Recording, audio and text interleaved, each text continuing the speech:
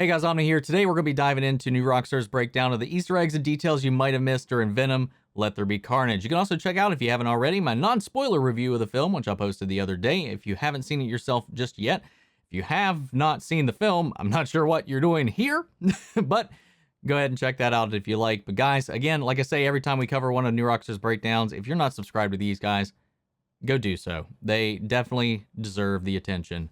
But guys, that all down out of the way. Let's go ahead and dive into this thing. Here we go. Welcome back to New Rockstars. I'm Eric Voss, and this is a breakdown of Venom, Let There Be Carnage, a film that further ensnares Eddie Brock in stickier love affairs that use way too much tongue. I'm not just talking about Carnage. Oh, spoiler warning for the film's post-credit scene. Venom's now getting Peter Parker in on that action, and I am uncomfortable with it. I'm going to break down all of the Easter eggs and interesting filmmaking details that you might have missed in this film. And by the way, the best way that you can support what we do here at New Rockstars is by checking out our great merch options, like our latest Venom Let There Be Carnage inspired design, Symbiotic Chaos. I just checked the store for this because I watched one of their other videos, but I didn't see that there. Reform School in 1996, based on the St. Estes home for boys in the Marvel Comics, the orphanage where Cletus Cassidy lived as a kid and allegedly burned down before becoming the Venom symbiote offshoot Carnage and first meeting Spider-Man in the ruins of this building. Now, in 1996, Woody Harrelson was the 35-year-old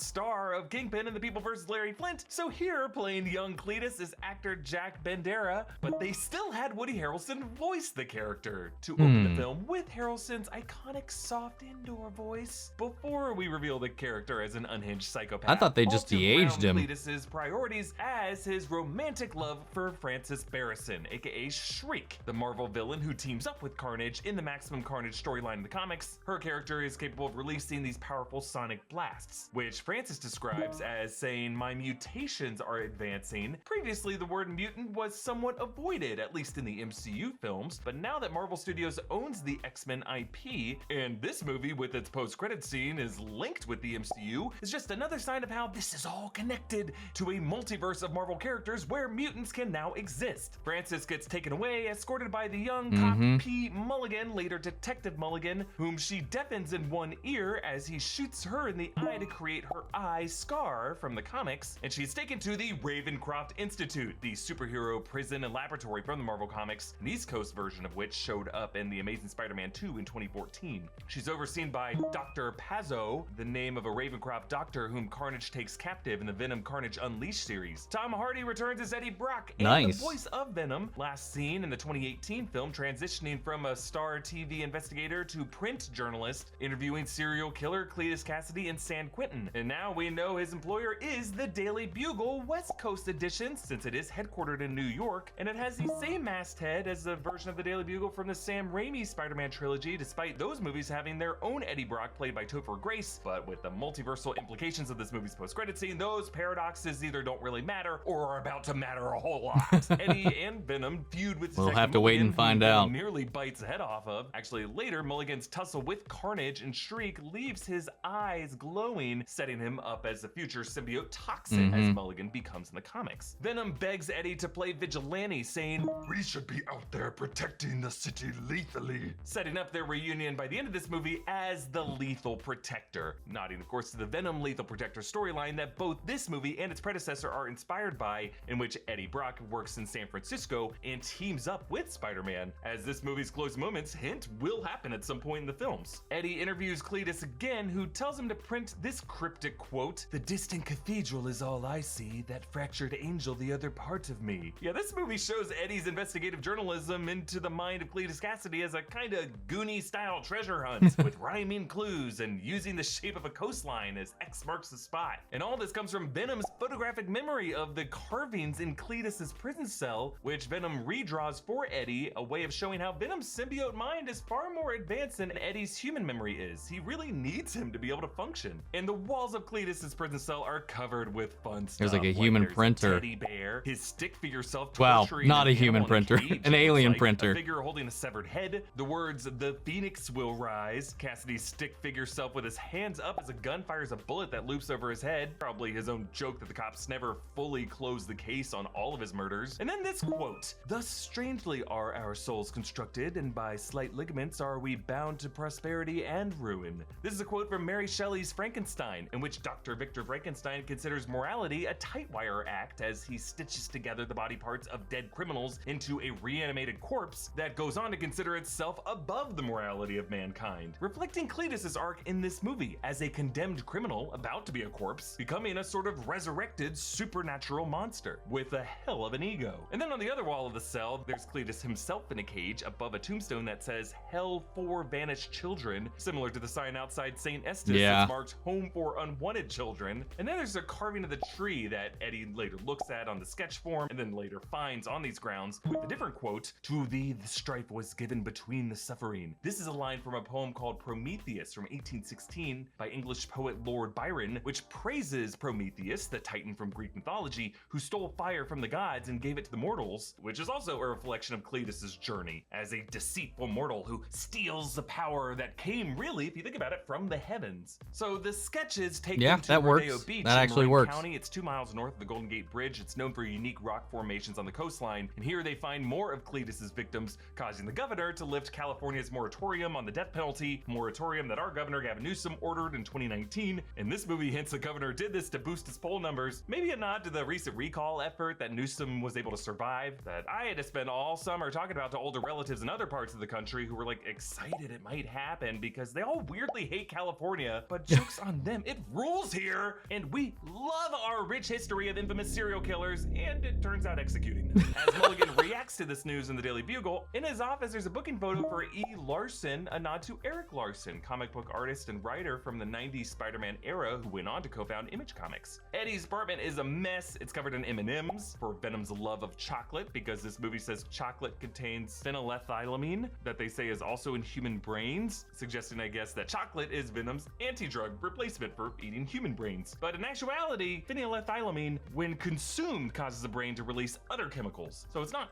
in the brain itself, but I just think Eddie might have told Venom this in order to get him to stop eating people. Eddie also tried to use chickens, but Venom named 2 of them Sonny and Cher. I love that too. Duo, and then he's also got a tire chew toy that he I named got Snooki. you, babe. Now, when Venom overtakes Eddie, their new height punches a hole in the ceiling. I forgot to mention that during like the review. I definitely gave the movie some bonus points for the Sonny and Cher reference. I'm as weird as it is or random, guilty pleasure or not, I love Sonny and Cher, man. I love their music, and I really love Cher's music too.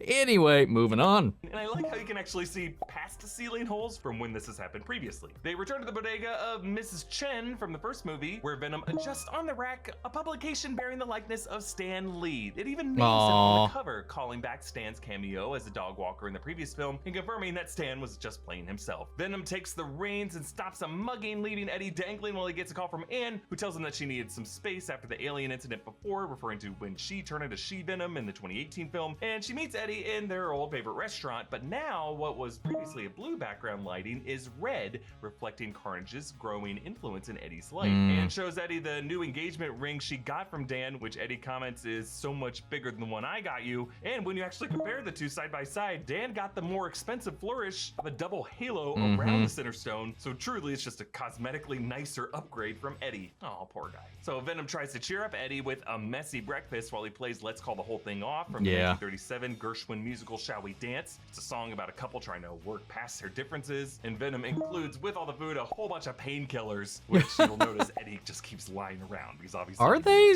Venom also I thought those were more just leftover M&Ms. Tiny writing, and Venom asks Eddie if he's pen pals with an ant, something that Eddie might now be able to do with Ant-Man now that they're in the same universe and both living in San Francisco. But Cletus wrote this letter, and it looks like in his own blood, saying every hero has an origin story as he crushes a spider. Of course, dumbass spider, get out of here. This isn't a Spider-Man origin story. Actually, Venom and Carnage's origins in these movies have been completely spider-less, and only after Carnage's death does Spider-Man enter the picture. We learn all about his past as a child pushing his grandmother down a flight of stairs, as he does in the comics, but also electrocuting his mother with a hairdryer during a bath, and his father abusing him. And so Eddie visits Cletus during his final meal, where Cletus calls him a cancer, and Venom lashes out, allowing Cletus to bite Eddie on the hand, actually the same way Peter Parker got his. That guard was just sitting right there in the corner of that room too, and didn't notice any of that. Powers, except here it's reversed, with the biter getting the powers. And the way Cletus sucked up that spider as he crushed it on his hand, here, as the blood wiggles on his finger, he slurps it all up. Actually, in the comics, Cletus and Eddie share a prison cell, and there, an offshoot of the Venom symbiote latches onto Cletus, turning him into Carnage. That's why in this film, the Carnage symbiote considers itself Venom's offspring, calling him father. Eddie and Venom fight. Buddy, I'm the only person that took you in when your friends kicked you off the planet Ming Mong because you were a reject. Yeah, Eddie says planet Ming Mong, which in reality, Venom's home planet is Clintar, which is also the name of his species. So I think he was just being derogatory.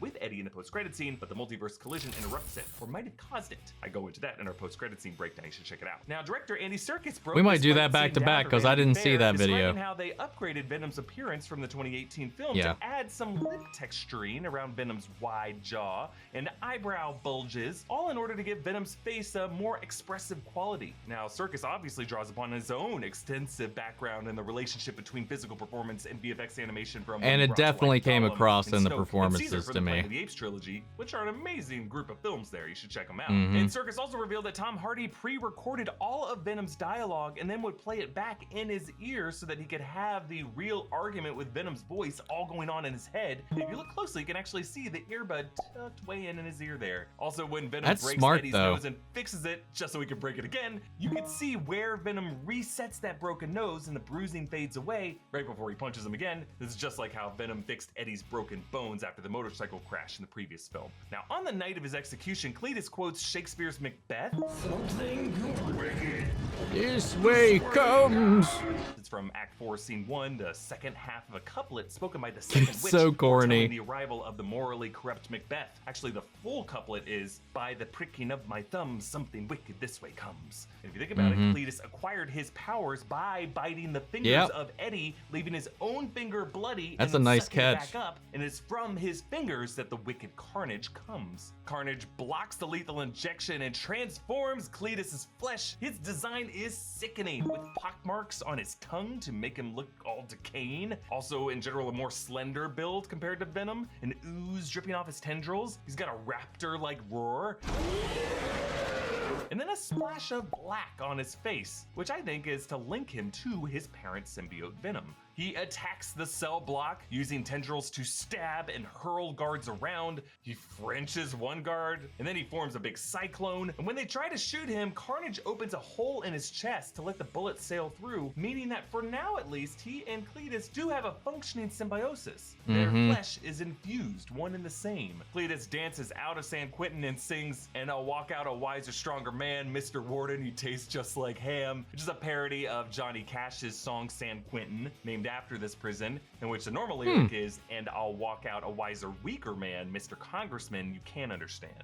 You'll notice during this whole final act of the film, Eddie wears a Detroit Lions jacket over a Mumford Phys Ed shirt, which is a nod to another famous Eddie Murphy in Beverly Hills Cop 2. Venom attends a rave with a cameo by rapper Little Sims, which becomes essentially Venom's coming out party. He even says in his speech that he has come out of the Eddie closet. Meanwhile, Cletus suits up in a new look and steals a car, and then uses Carnage tendrils to hack the internet. Yeah, I was which like, is a nod to Carnage infamously snaking into a computer and using the internet to invade the homes of his prey in the comics. One of the really crazy things that he does. And then back at the Ravencroft Institute, there is another inmate there named Siegfried. I looked it up. There's not a prominent Siegfried in the Marvel comics. I couldn't find anything for that guy. Antagonist to Dugan that's the only one I could find. Comics. I don't think this is him. Just kind of a missed opportunity. Like he could have thrown a rhino in there, you know? But Carnage breaks into Shriek's confinement and uses his tendrils to hug her cell and crushes it to bring them into an embrace, and they escape in this red convertible. Woody Harrelson definitely giving off some natural born killer vibes here. Meanwhile, Venom collapses in Miss Chen's store via a drunk partier and oozes out of him, and later overtaking Miss Chen base to Anne and Dan in the funniest scene of the film. Shriek tries to find Eddie at his place and sees a photo of Anne, and then goes after her and Dan, all so that they can have guests to their red wedding. And at one point, Anne once again becomes She-Venom to break Eddie out of custody, and then the wedding goes down in Grace Cathedral, similar to Carnage's church church setting in the final level of the Maximum Carnage video game, and Venom sees Carnage for the first time. Oh, shit! There's a red one! Now, don't be too hung up on the color here. It's not like there's a Yoshi color coding system to symbiote hierarchy. Venom is just recognizing that Carnage is more intertwined with Cletus's actual blood, which freaks him out because he's been having some insecurities about his own level of symbiosis with Eddie. Carnage bites off the head of a priest that they brought there to officiate the wedding, saying, "Power up," using him to grow. So I guess clergy is symbiote superfood. At one point, Carnage looms over Venom. Yeah, I thought that was weird. Which the director called an homage to the Leonardo da Vinci Vitruvian Man sketch, which da Vinci drew to suggest intelligent design and the ratios of human anatomical structure. The fact that Carnage is crudely recreating this is just another example of his "let there be carnage" ego. He considers himself a god embarking upon his own genesis, the dawn of a new era. But the battle turns when Carnage tries to kill Shriek because he hates her sonic blasts. He's pissed off that she cares about Anne's life, and that turns Cletus against Carnage and proving to Venom that they do not have the true symbiosis that he thought they did. At one point, Anne falls and she's framed in Venom's eye, very similar to the shot of Spider-Man's loved ones falling in his eyes. Mary Jane in the first Raimi film and Gwen Stacy in the Spider-Man 2. Shriek gets the same back thing. at Carnage by blasting the bell, detaching everybody's symbiotes, and collapsing the tower, as well as the bell on Shriek. And Venom Venom's saved able his to blonde. gobble up Carnage, actually just as he does at one point in the comics, and he bites off Cletus' head, dropping this unfortunately rated PG-13 movie's one F-bomb. Now, in the aftermath, Eddie talks about Cervantes' Don Quixote, quoting, "Facts are the enemy of truth," lamenting that despite he and Venom aspiring to be lethal protectors and factually serving the public good by disposing of Carnage, the truth that society will only be able to see are them as a monster. And that distinction between facts and truth gets further warped in the film's ending. After a great closing shot showing the two runaways on a Mexican beach, finally giving Venom that sand in his toes and wind in his hair that he had always wanted, a post-credit scene where Venom offers to open Eddie's mind to the symbiote hive mind, a hint that we might actually meet the Clintar Society in Venom 3, but then these two are suddenly transported to another reality, that of the MCU, with Venom reacting to J. Jonah Jameson's report on Peter Parker, probably the aftermath of Doctor Strange's spell in Spider-Man No Way Home, with which Venom is rumored to appear in, and this makes Venom officially part of the MCU. Now, I did break down this scene and its implications to No Way Home and the whole MCU multiverse going forward. It's not a very in another long video, so we'll check that out here in a second. Film ends in this place of facts versus truth, because Eddie Brock and Peter Parker now have this in common as two misunderstood vigilantes battling that false truth of the world seeing them as psychopaths. I think it gives them a common cause to fight as fellow lethal protectors in a world where reality cannot be believed. However, we must remember that Cervantes' Don Quixote ends with them burning the books because Quixote's fantasies are destructive, inferior to the real world. Ultimately, I think that's where Peter Parker will end up, choosing to live with his uncomfortable reality and reject the allure of an impossible dream. Yeah, I think so Follow me on too. Instagram and Twitter at EAVoss. All right, so we'll see how this goes, but we're gonna go ahead and I want to before we get into too much, because there's a lot of parallels and a lot of stuff like the literature and stuff like that that I love that he was able to actually dig up and draw comparisons and conclusions to.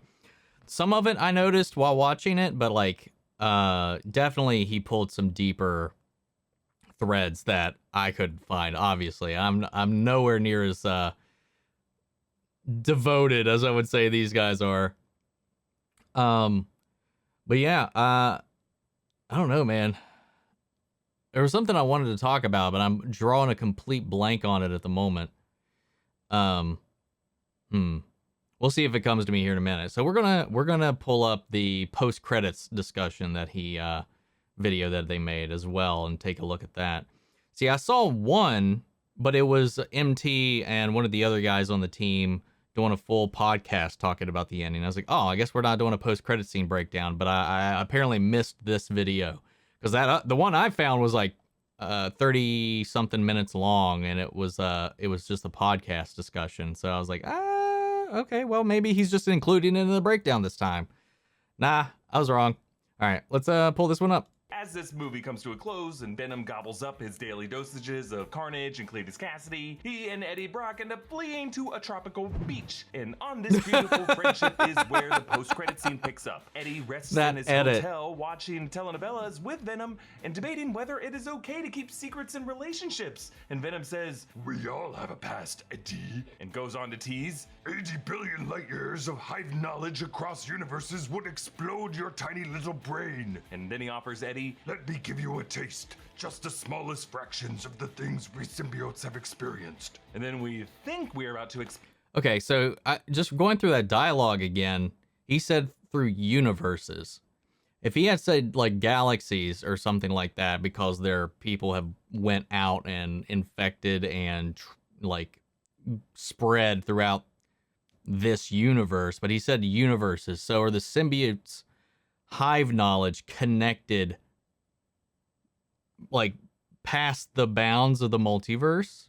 Is that what that line hinted at? I didn't think about that in the watching of it, like, because then he could have knowledge of other iterations of Venom. He can have knowledge of other Spider-Men in these other universes if it's connected to this hive knowledge. Similarly, because like there's something similar in DC, like Brainiac's hive mind, like the Kaluan hive mind, also transcends realities and multiverses. So I'm wondering if it's something similar to that here. Because when I watched it the first time, I thought, oh, he's just talking about all the knowledge they've gained over all these millions of years that they've been spreading throughout this all these galaxies.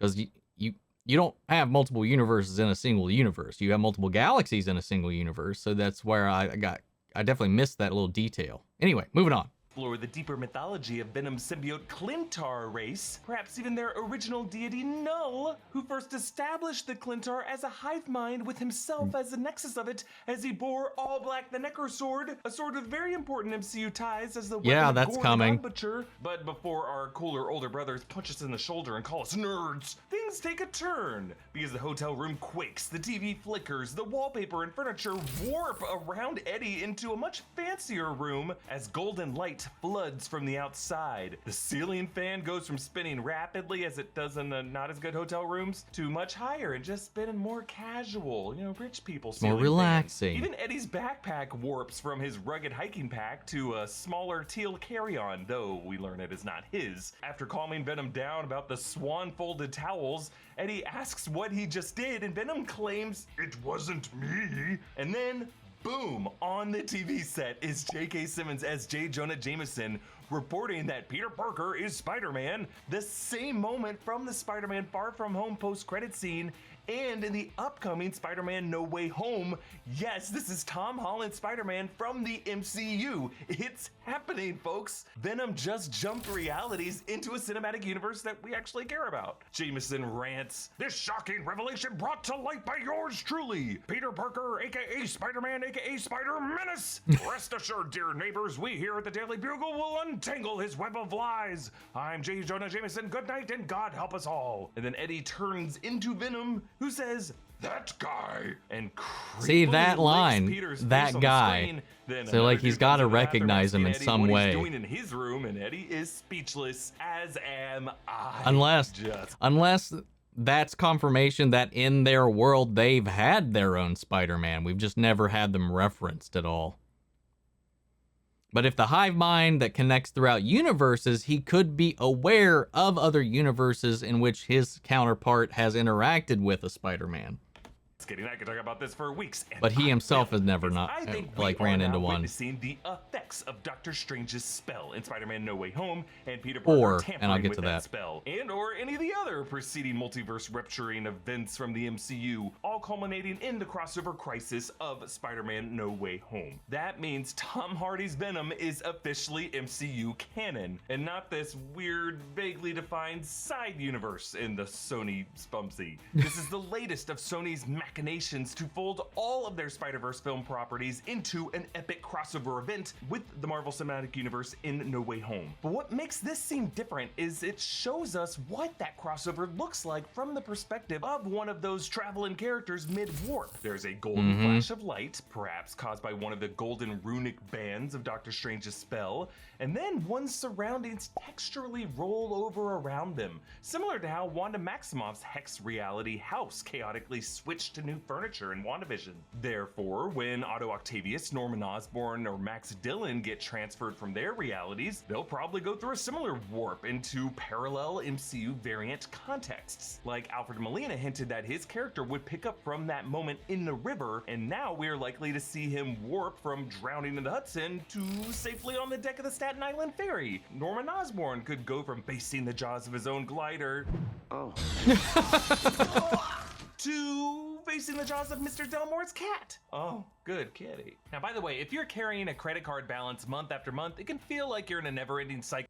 You are more than just your credit score, 50,000 stars. Now, in Eddie Brock's universe, the Daily Bugle is a print newspaper with the same map for your loan. You can check your rate without impacting your credit score in minutes for loans between $1,000 to $50,000. Receive funds as fast as one business day after accepting your loan. Find out how Upstart can lower your monthly payments today when you go to upstart.com/newrockstars. That's upstart.com/newrockstars. Use our URL to let them know that we sent you. Upstart.com/newrockstars. See, I wonder if he's going to touch on in Eddie Brock's universe, what I was going to Daily say, Bugle but is a we'll wait print and find out newspaper with the same masthead as the one in the Sam Raimi films. before I go MCU, into the it. Daily Bugle is an InfoWars-style online broadcast with a different logo. Eddie went from a Vice-style TV investigator in the 2018 film to a print reporter now, and Cletus Cassidy even mocked his sagging readership, so part of Eddie and Venom now might salivate at a version of the Daily Bugle that could get scoops this massive. Here we see Tom Holland, Peter Parker standing awkwardly unmasked outside of Penn Station,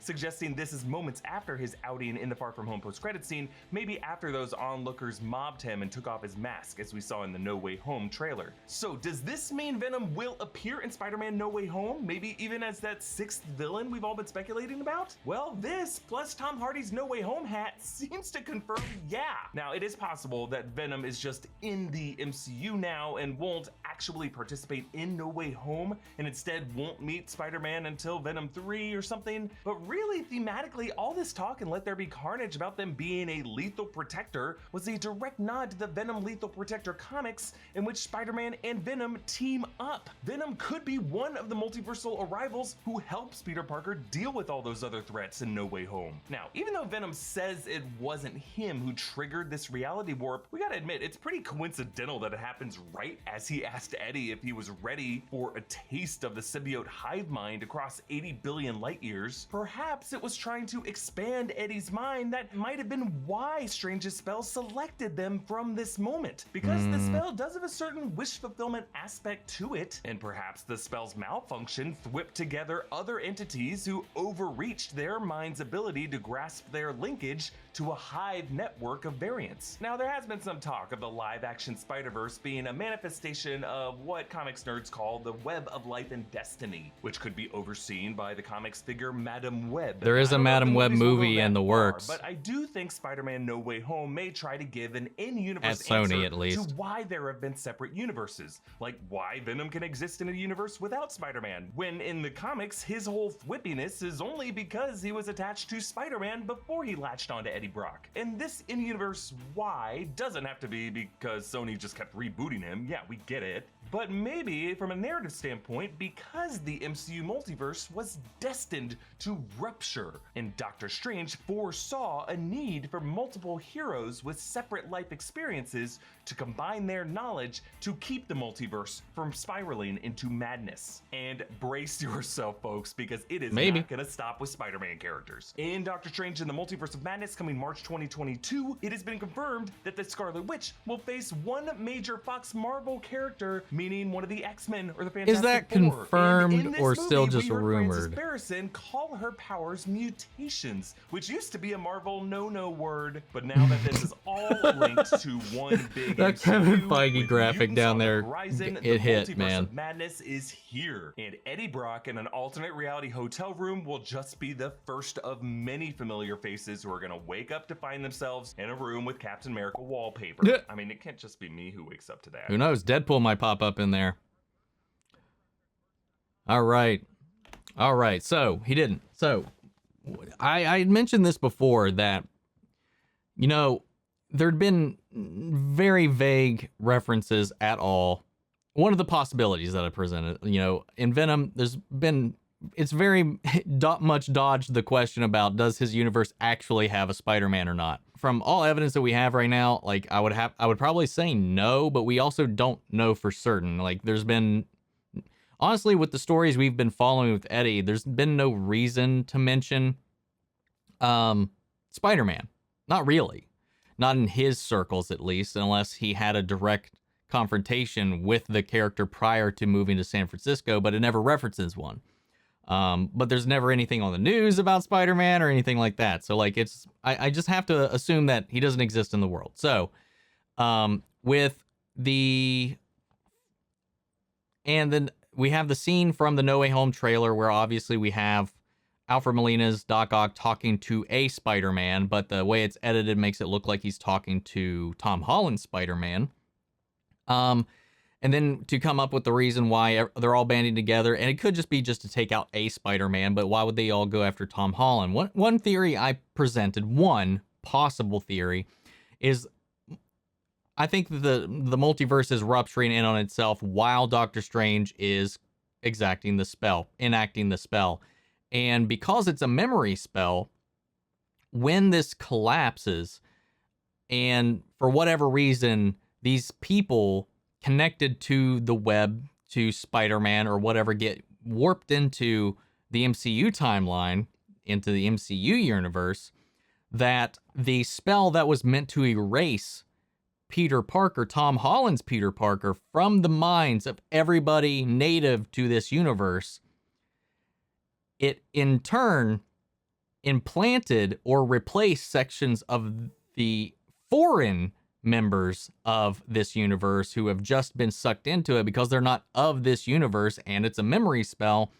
What if it removes the knowledge of Peter Parker's identity from the people who are native to this universe, but the people coming into it, they gain that knowledge of that identity, or even think that their Spider-Man or their rival or their opponent or whatever is Tom Holland's Peter Parker, until he is later saved by the other Spider-Men who come in, and then they realign the memories correctly and take on their own independent foes separately. But that still leaves Venom in a weird spot because, as far as we know, he doesn't have his own Spider-Man, but Venom seems to recognize Peter on the screen, or at least the Spider-Man outfit. We don't know if he recognizes the outfit or Peter Parker. It could be both. It could be one or the other. We don't know. And what we don't know, again, because it's a memory spell, we don't know if he has just gained this knowledge or if it's knowledge he had pre-existing. But I think it'd be pretty interesting if for like a section of the film, the Sinister Six, as they were, because of this magical memory interaction or intervention, and because they are invaders and not native to the universe the spell was intended for, has an opposite effect on them. And that's what makes them hyper-focused in on Tom Holland's Spider-Man, because they think their personal vendettas are with him and not their particular Spider-Man, because clearly he doesn't look like their Spider-Man. All of them know the identity of Peter Parker, so they would know that he doesn't look like Tobey Maguire. He doesn't look like Andrew Garfield. Well, not all of them know, but most of them that have confirmed know the identity of their Peter Parker, of their Spider-Man. So it's just one way they could go with it. I don't know for sure. Like I said before, the line about the hive knowledge across universes, Venom could just innately have that if there is a way that their hive mind connects beyond the borders of singular realities. It just depends on how they decide to explain it. It's just one kind of thing that kind of has been running through my mind ever since we got that first No Way Home trailer, and I can't wait until we get a new one. And there's just so many rumors floating around. He said that the X-Men rumor that has been floating around has been confirmed, but I hadn't seen that. So if you guys can confirm that for me, is that still rumor, or has somebody hard confirmed that? I'd like to know. I'm excited, man. This stuff just keeps getting more and more insane. The more entries we get, the more episodes of the Disney Plus shows and every Marvel movie that comes out. And it seems to not matter which company is putting these movies out at this point. How long is that going to last? We don't know. The deal between Sony and Marvel has been very fractured for such a long time. Like, I don't know what this means. For them, like, continuing to integrate even more than they have in the past. So will that relationship continue a lot longer than we expected, or do we think that this whole thing might lead to Tom Holland's Spider-Man exiting the MCU and just going back to Sony? But guys, what do you think of these breakdowns? What do you think of Venom? What do you think of how he's going to fall in line with the MCU? Do you think he'll be do you think he'll be involved in the into the action to the story of No Way Home, or do you think this is just bringing Venom into the MCU and he won't directly show up in that film? If he does, do you think he'll be the sixth member of the Sinister Six, or do you think he'll be on Peter's side as the lethal protector? Let me know your thoughts down below. We'll carry on the conversation after the video. But guys, if you're not subscribed to New Rockstars, please go check them out. You can also join our Discord. Links to that and all my socials down in the description below. We can talk a lot about all this stuff there as well. Before we go, I want to shout out our channel legends, Benny Share, Ryan, Karen, Jason Coleman, Philly Vane, Yuri Kurskov, Margaret Grace, and Peeling Zem. Thank you guys so much for your continued support. Thank you for tuning in, and I'll see you guys in the next one. Take care, everybody.